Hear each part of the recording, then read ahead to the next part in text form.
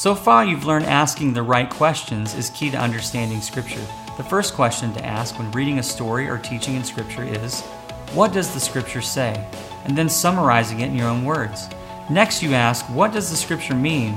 And go a level deeper to find the meaning to those this passage was written about or for. The third right question to ask is, what do I do? This takes you from just reading the Bible to the Bible reading you. This takes God's words and ideas from being about someone else's life to about your life. This is where the Bible can become living and active in your life. There are two questions to think about. What in me needs to change? And what do I need to surrender? When reading Scripture, you may notice that something is or isn't in your life that either needs to be there or doesn't need to be. It could be something negative that needs to be removed, like a sinful habit, addiction, or a bad attitude. Or it could be something missing that needs to be there, like a compassionate heart, a higher priority for God, or a more courageous spirit. Seeing both positive and negative examples in Scripture helps God reveal to you what needs to change to make you more like Him. The second question, what do I need to do to surrender, is critical because it leads to change. When you recognize a sinful habit in your life, being willing to surrender what might lead you to that habit, or to surrender your belief that feeds that habit, is key to God changing your life through the truth of His Word. If the Bible doesn't change your life, then it's not much different than any other book. But God's power is at work through His Word to change your life. And for that to happen, you must surrender where God is showing that you need to. Let's practice one more time by looking at Romans chapter 12, verses 1 and 2. Therefore, I urge you, brothers and sisters, in view of God's mercy, to offer your bodies as a living sacrifice, holy and pleasing to God. This is your true and proper worship.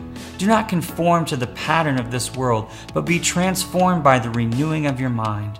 Then you will be able to test and approve what God's will is, His good, pleasing, and perfect will. First ask, what does the Scripture say?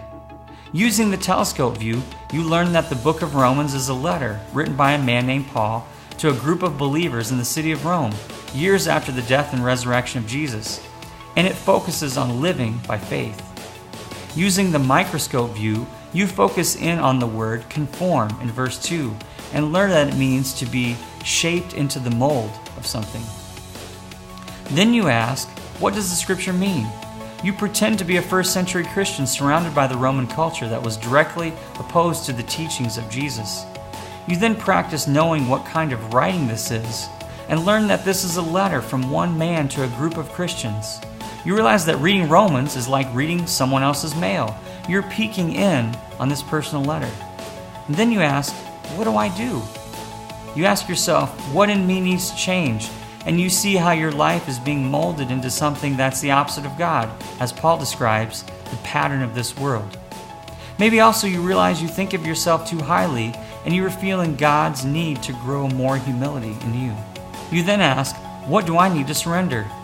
And you pray and ask God to mold your life more around God and His values, and ask for forgiveness for being too proud for looking down on others.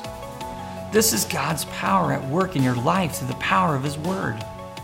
Use these principles of Don't Climb Alone that you have learned to not only read Scripture, but to engage it and allow God to use it to change your life.